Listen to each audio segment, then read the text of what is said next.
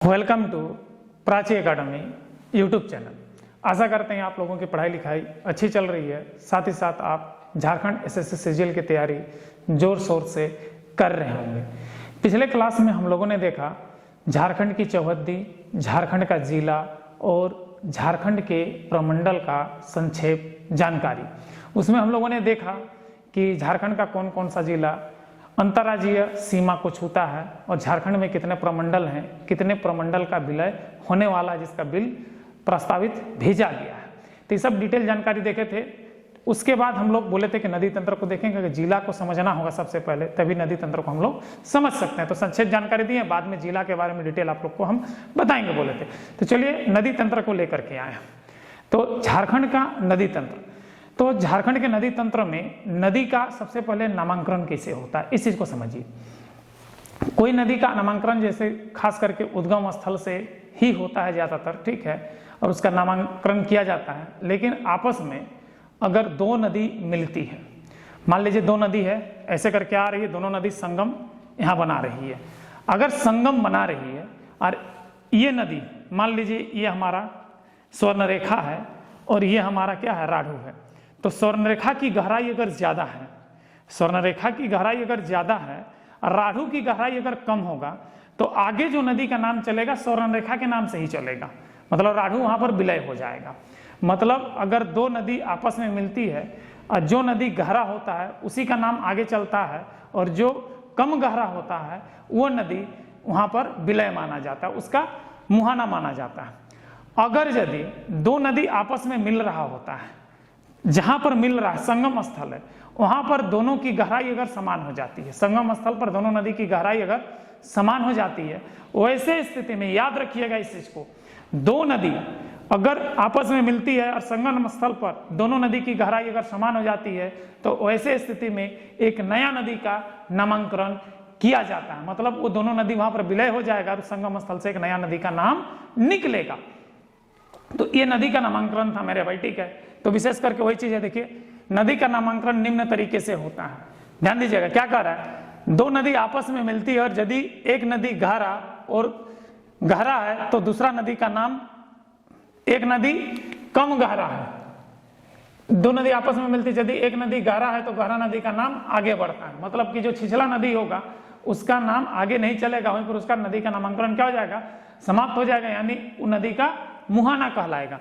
मतलब दो नदी आपस में मिलती है और यदि एक नदी गहरा है तो गहरा नदी का नाम आगे बढ़ता है। इसके बाद अगर दो नदी आपस में मिलती है और संगम स्थल पर दोनों नदी की गहराई क्या हो जाती है, बराबर हो जाती है। दोनों नदी की गहराई क्या हो जा रही है मेरे भाई, बराबर हो जा रही है। उस कंडीशन में उस जगह से एक नया नदी का नाम दिया जाता है। दो नदी आपस में मिलती है तथा संगम स्थल पर दोनों नदी की गहराई समान होती है तो नदी का नाम नया पड़ता है। मतलब नदी का नाम क्या हो जाता है, बदल जाता है।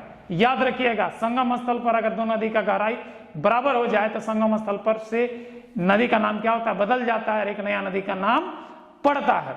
अब ध्यान दीजिएगा, झारखंड में जो नदी निकलती है उसको दिशा के आधार पर बांटा गया, जब बांट रहे हैं, और एक होता है प्रवाह के आधार पर। तो पहले दिशा के आधार पर बांटते हैं।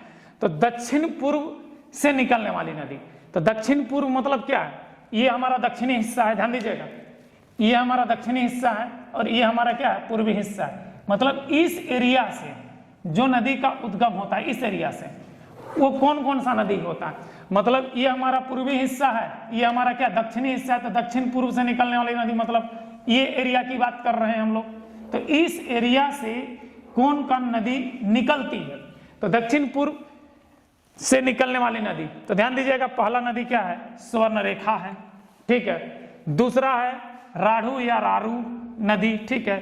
तीसरा है कांची नदी और चौथा है हमारा खरकई नदी, ठीक है। ये हमारा चार नदी दक्षिण पूर्व से निकलती है। अब दक्षिण के क्षेत्र से, तो ये हमारा दक्षिणी क्षेत्र है, ये यहां से यहां तक, ये एरिया हमारा क्या है, दक्षिणी क्षेत्र है पूरा, ठीक है, ये एरिया। तो दक्षिणी क्षेत्र से निकलने वाली नदी, तो दक्षिणी क्षेत्र से निकलने वाली नदी ध्यान दीजिएगा, एक शंख नदी है, एक दक्षिण कोयल नदी है, एक कन्हर नदी है, एक अमानत नदी है और एक हमारा औरंगा नदी है। यहाँ पर कौन सा नदी, औरंगा नदी। कौन कौन, शंख, नदी, दक्षिण कोयल नदी, कन्हर नदी, अमानत नदी और औरंगा नदी। अब ध्यान दीजिएगा, मजेदार बात बताते रहे, ये दोनों नदी का संगम स्थल उड़ीसा है। ये दोनों नदी का संगम स्थल क्या है? उड़ीसा है। और उड़ीसा में जब ये दोनों नदी आपस में मिलती है तो दोनों नदी की गहराई क्या हो जाती है? समान हो जाती है। दोनों नदी का क्या होता है? गहराई हमारा समान हो जाती है। तो दोनों नदी का ये संगम में दोनों नदी का गहराई क्या हो जाता है? हमारा समान हो जाता है। तो यहाँ पर एक नया नदी का नाम पड़ जाता है जो उड़ीसा का बरसाती नदी क्या जाता है? ब्राह्मणी नदी। ब्राह्मणी नदी ये खास करके ये जो ब्राह्मणी नदी है शंख नदी और दक्षिण कोयल नदी के संगम से बनता है। ब्राह्मणी नदी जो है पूर्णतः उड़ीसा पर बहने वाली नदी है और ये बंगाल की खाड़ी में गिरने से पहले महानदी से जाकर के मिल जाती है। ध्यान रहे, यहां पर भी ब्राह्मणी है, यहां पर भी ब्राह्मणी है और यहां पर भी ब्राह्मणी है। तो याद रखिएगा, ये जो ब्राह्मणी नदी है ये उड़ीसा का ब्राह्मणी नदी है और ये जो ब्राह्मणी नदी है झारखंड का ब्राह्मणी नदी है। इसकी सहायक नदी गुमरो और एरो नदी है जो दुमका के दुधवा पहाड़ी से निकलती है। ये ब्राह्मणी नदी दुमका के दुधवा पहाड़ी से निकलती है। डिटेल में जब नदी का बारे बताएंगे तो बताएंगे, लेकिन जानकारी देते रहे। एक उड़ीसा में भी ब्राह्मणी नदी है और एक हमारा झारखंड में भी है। झारखंड वाला दुमका मतलब पूर्वी क्षेत्र ध्यान दीजिएगा, यहाँ ये वाला क्षेत्र से निकलती है, ठीक है ना। दुमका यहाँ से निकलती है हमारी ब्राह्मणी नदी। और यहाँ पर जो दक्षिण कोयल, और देखिए दक्षिण से निकलने वाला यहाँ, तो ये जो मिलेगा तो दोनों का संगम पर क्या हो जाएगा? ब्राह्मणी बनेगा। तो इस चीज को याद रखिएगा, ठीक है। मतलब कि ब्राह्मणी नदी दो जगह पर है, एक हमारा उड़ीसा पर है जो हमारा शंख नदी और दक्षिण कोयल नदी के संगम से निकलता है, क्योंकि जहां पर शंख नदी और दक्षिण कोयल नदी मिलती है दोनों की गहराई समान हो जाती है। और नदी तंत्र के नियम के अनुसार जब दो नदी की गहराई समान हो जाए और संगम स्थल से निकलता है, दोनों नदी आपस में मिलती है, तो वहां से नदी का नाम बदल जाता है। तो दक्षिण कोयल और शंख नदी के संगम से ही हमारा ब्राह्मणी नदी का उद्गम होता है और यह उद्गम स्थल कहां पर है? उड़ीसा में है।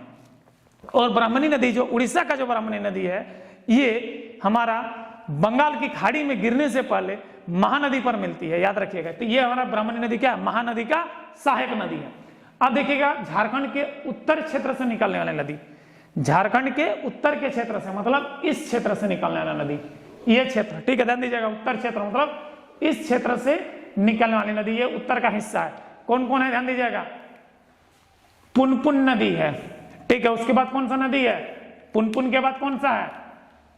पुनपुन नदी, सोन नदी, फाल्गु नदी का वैदिक नाम निरंजना नदी है या लीलांजल नदी है, ठीक है।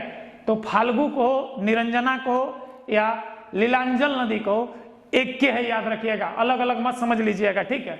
उसके बाद सकरी नदी और अंतिम है हमारा चानन नदी जो उत्तरी क्षेत्र से निकलता है। उत्तर पश्चिम क्षेत्र से निकलने वाली नदी, उत्तर पश्चिम क्षेत्र से निकलने नदी एक के नदी है हमारा उत्तर कोयल नदी। कौन सा नदी है हमारा? उत्तर कोयल नदी। अब पूर्वी क्षेत्र से निकलने वाली नदी, ध्यान दीजिएगा, पूर्वी क्षेत्र क्या है हमारा? यह है हमारा पूर्वी क्षेत्र, ये हमारा क्या है? पूर्वी क्षेत्र है, ध्यान दीजिएगा। ये वाला हिस्सा क्या है हमारा?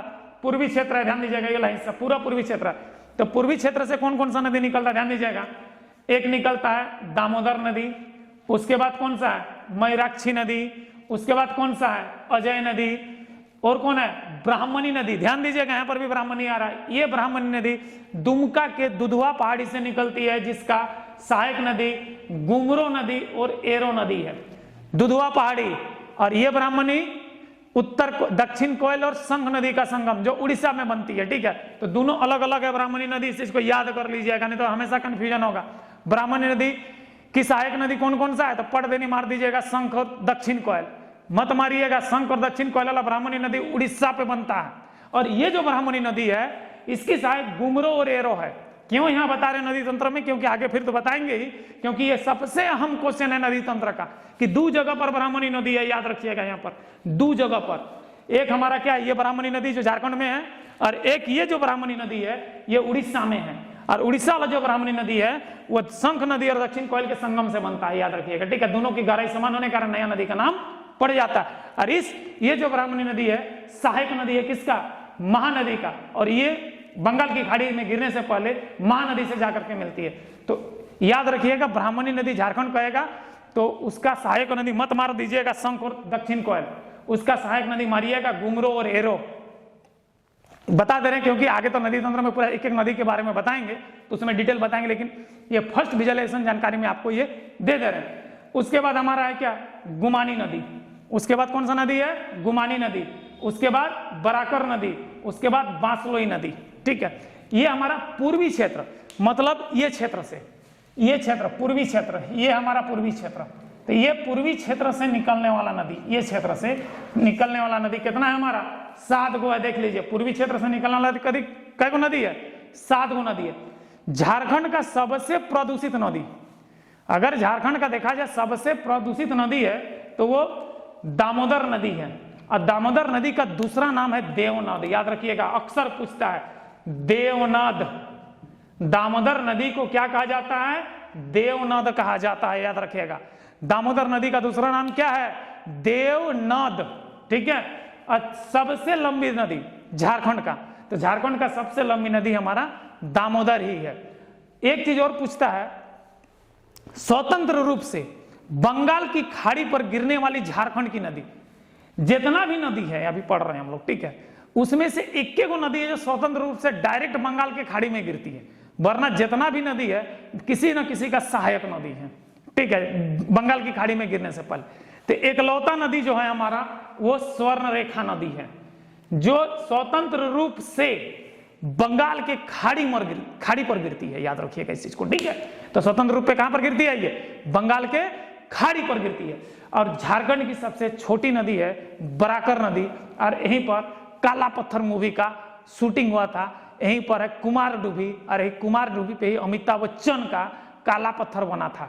जो वो घटना है काला पत्थर मूवी में जो फिल्माया गया है वो एक्चुअली में रियल घटना है कुमार डूबी कोल माइंस का, और वहीं पर ये बराकर नदी स्थित है। बराकर नदी के तट पर यह घटना घटा था, क्योंकि बराकर नदी का पानी घुसा था उस कोल माइंस पे। ठीक है, तो याद रखिएगा सबसे छोटी नदी क्या है हमारा, बराकर नदी कुमार डूबी के पास है। तो ये था मेरे भाई झारखंड का नदी तंत्र। तो हमने क्या कहा कि झारखंड का नदी तंत्र को समझने से पहले झारखंड की चौहद्दी को समझना होगा, जो पिछले क्लास में आपको हम बता चुके थे। अब ध्यान दीजिएगा यहाँ पर नदी का नामांकन। तो नदी का नामांकन जनरली उद्गम स्थल या जिस गांव के आसपास से होता है उसी गांव के नाम से रहता है। ठीक है, लेकिन अगर दो नदी आपस में मिलता है, यहीं पर सबसे बड़ा खेल है, याद रखिएगा। दो नदी आपस में मिलता है और एक नदी कम गहरा है, दूसरा नदी अगर गहरा है तो दूसरा नदी का नाम आगे चलता है, और कम गहरा वाला नदी का वो मुहाना कहलाता है, मतलब वो समाप्त हो जाएगा उसका नाम। लेकिन अगर दोनों नदी आपस में संगम करता है और संगम स्थल पर दोनों नदी की गहराई अगर बराबर हो जाए तो उस अवस्था में नदी का नाम संगम स्थल से बदल जाता है, एक तीसरा नाम पड़ता है नदी का, और वह एक नया नाम होता है। याद रखिएगा। ठीक है, तो उसी चीज का हम लोग जिक्र किए हैं पहले नदी का नामांकन में। ठीक है, तो क्या करना, देखिए नदी वापस में मिलती है और यदि एक नदी गहरा है तो गहरा नदी का नाम आगे बढ़ता है, यही कहे हैं। उसके बाद क्या, दो नदी आपस में मिलती है, संगम स्थल पर दोनों नदी का गहराई समान हो जाती है, समान हो जाती है तो नया नदी का नया नाम पड़ता है, आगे हमारा नया नाम चलेगा।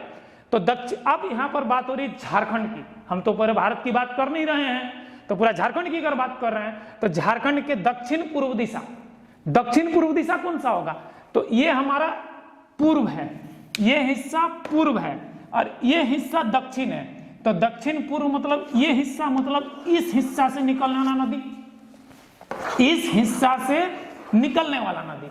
तो इस हिस्सा से कौन कौन सा नदी निकलता है, तो कौन कौन सा नदी निकलता है, 4 गो नदी प्रमुख नदी है जो निकलता है। कौन कौन, स्वर्ण रेखा निकलता है, राढ़ू या रारू निकलता है, कांची नदी निकलता है और खरकई निकलता है। ठीक है, ये दक्षिण पूर्व दिशा से निकलने वाला नदी है।